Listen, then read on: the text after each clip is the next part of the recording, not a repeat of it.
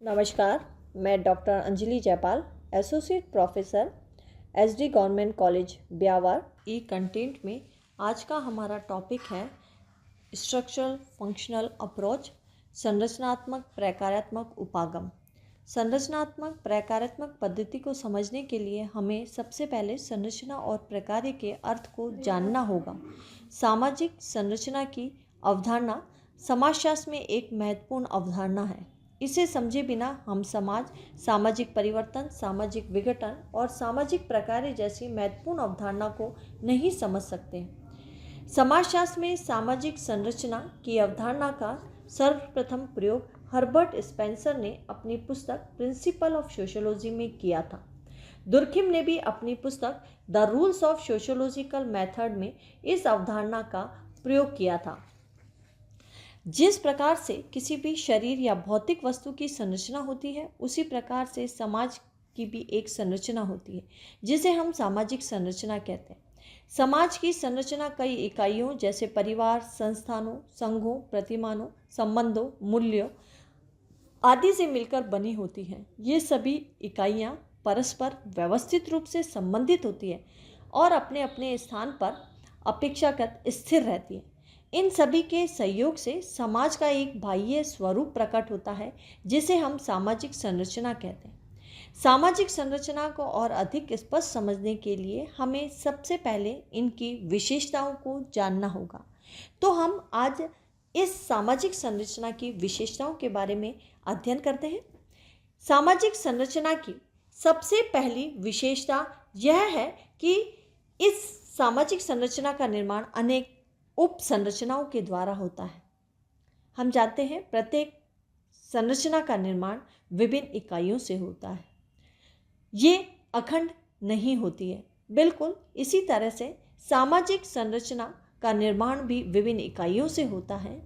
ये विभिन्न उप संरचनाएं परिवार, नातेदारी, जाति, वर्ग, आर्थिक, धार्मिक संस्थाएं आदि होती हैं। जिस तरह से हमारे शरीर की एक संरचना होती है जिसका निर्माण विभिन्न अंगों से होता है, बिल्कुल ठीक इसी तरह से सामाजिक संरचना का निर्माण भी विभिन्न इकाइयों और उप संरचनाओं से होता है। दूसरी विशेषता है कि सामाजिक संरचना अमूर्त होती है। मैकइवर और पार्सन सामाजिक संरचना को अमूर्त मानते हैं। इनका मानना है कि इनका निर्माण विभिन्न इकाइयों जैसे संस्थाओं, एजेंसियों, प्रतिमानों आदि से होता है। क्योंकि ये सभी अमूर्त हैं, इन्हें ना हम देख सकते हैं, ना ही इनका कोई रूप होता है, ना ही आकार होता है और ना ही इन्हें नापा या तोला जा सकता है। बिल्कुल ठीक इसी प्रकार से सामाजिक संरचना का निर्माण भी व्यक्तियों से ना होकर इनके बीच पाए जाने वाले संबंधों से होता है और हम जानते हैं कि ये सामाजिक संबंध अमूर्त होते हैं, इसलिए सामाजिक संरचना भी अमूर्त होती है। तीसरी विशेषता है सामाजिक संरचना में क्रमबद्धता पाई जाती है। अर्थात सामाजिक संरचना का निर्माण हम जानते हैं विभिन्न इकाइयों के क्रमबद्ध रूप से जमने से होता है। क्रमबद्धता के कारण ही संरचना का एक प्रतिमानित स्वरूप हमारे सामने आता है। क्रमबद्धता के अभाव में यह मात्र इकाइयों के एक ढेर के समान होगा। जिस प्रकार से हमारे शरीर या किसी भवन निर्माण की सामग्री को एक निश्चित क्रम में रखने पर ही हम शरीर की या भवन की संरचना का निर्माण कर पाते हैं, उसी प्रकार से सामाजिक संरचना का निर्माण करने वाली इकाइयों को भी एक विशेष क्रम में व्यवस्थित करने पर ही सामाजिक संरचना का निर्माण होता है। चौथी विशेषता है कि सामाजिक संरचना अपेक्षाकृत एक स्थायी अवधारणा है। हम जानते हैं कि सामाजिक संरचना का निर्माण करने वाली इकाइयां अपेक्षाकृत स्थायी होती हैं। इनमें बहुत कम परिवर्तन आता है। जिस प्रकार शरीर का निर्माण करने वाली इकाइयों में हमें स्थायित्व देखने को मिलता है, बिल्कुल ऐसा ही स्थायित्व हमें समाज में भी देखने को मिलता है। समाज का निर्माण करने वाली विभिन्न इकाइयां जैसे परिवार, धर्म, अर्थव्यवस्था, शिक्षण संस्थाएं, जाति, वर्ग आदि के नियमों में बहुत कम परिवर्तन होता है। साथ ही साथ इनमें उपस्थित पदों और भूमिकाओं में भी बहुत कम परिवर्तन होता है। दूसरा यह है कि समाज के अंदर पाए जाने वाले विभिन्न आदर्श प्रतिमानों के द्वारा लंबे समय तक लोगों के व्यवहार को स्वीकृति प्रदान की जाती है तथा लोगों को एक तरीके से निश्चित व्यवहार करने को बाध्य किया जाता है और तीव्र परिवर्तन को रोका जाता है। पांचवी विशेषता यह है, सामाजिक संरचना की विभिन्न इकाइयां परस्पर अंतः संबंधित होती है। जैसा कि हम जानते हैं कि सामाजिक संरचना का निर्माण विभिन्न इकाइयों से होता है और इन इकाइयों में निश्चित और प्रतिमानित संबंध पाए जाते हैं। जैसे कि हमारा एक शरीर है, शरीर के विभिन्न अंग एक दूसरे से प्रत्यक्ष और अप्रत्यक्ष रूप से जुड़े होते हैं।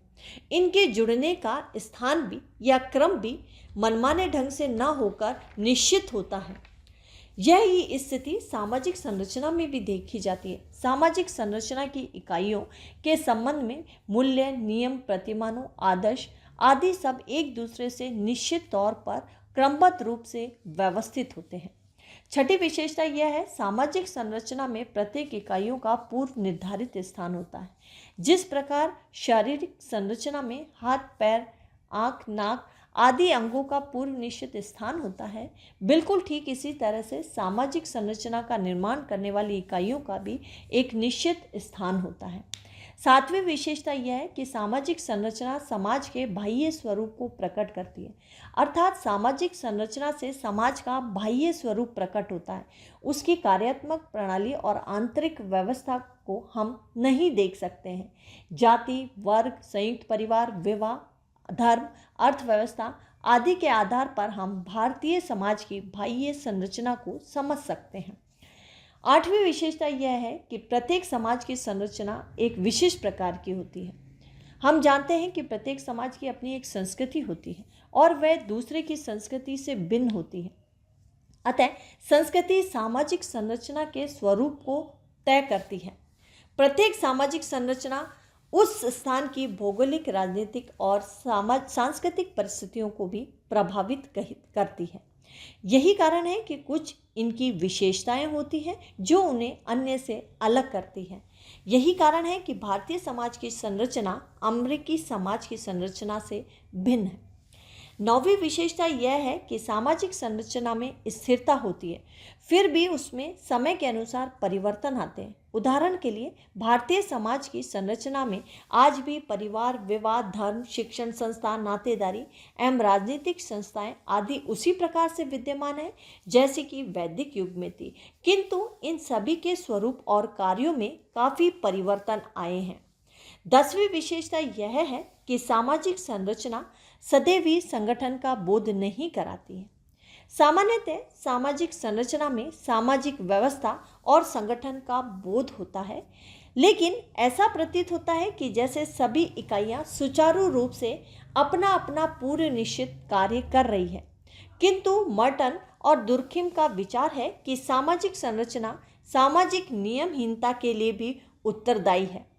समाज का निर्माण करने वाली विभिन्न संस्थाएं मानव की आवश्यकताओं की पूर्ति करती हैं।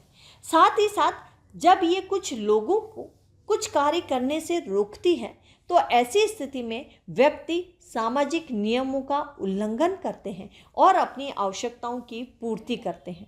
अर्थात जब लोगों की आवश्यकता पूर्ति नहीं होती है तो वे उन आवश्यकताओं की पूर्ति अपने मनमाने ढंग से करते हैं। बदलते समय के साथ यदि सामाजिक संरचना में परिवर्तन नहीं होता है तो लोग उसकी अवहेलना करने लगते हैं और संरचना विघटित होने लगती है। इसी प्रकार सामाजिक संरचना में संगठन और विघटन दोनों ही तत्व मौजूद होते हैं। 11वीं विशेषता यह है कि सामाजिक प्रक्रिया सामाजिक संरचना का महत्वपूर्ण पक्ष है। विभिन्न प्रकार की सहयोगी और असहयोगी प्रक्रियाएं जैसे सहयोग, अनुकूलन, व्यवस्थापन, सात्मीकरण, प्रतिस्पर्धा, प्रतिकूलन और संघर्ष सभी सामाजिक संरचना में मौजूद रहते हैं।